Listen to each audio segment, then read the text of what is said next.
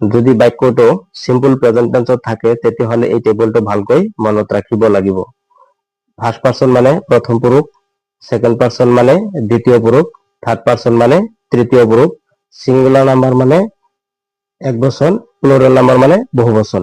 আই হল first person singular number, we হল first person plural number, you হল second person singular number, you হল second person plural number, he she it হল third person singular number, they হল third person plural number.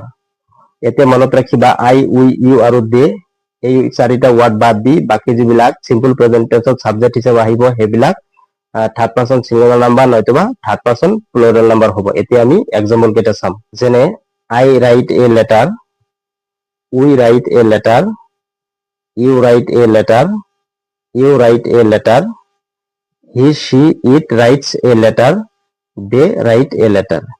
ইয়াতে লক্ষ্য কৰা he she it হল subject আৰু সাবজেক্ট হল থাৰ্ড পাৰ্সন সিঙ্গুলাৰ নাম্বাৰ, সেইকাৰণে মেইন ভাৰ্বৰ লগত এছ যোগ হৈছে।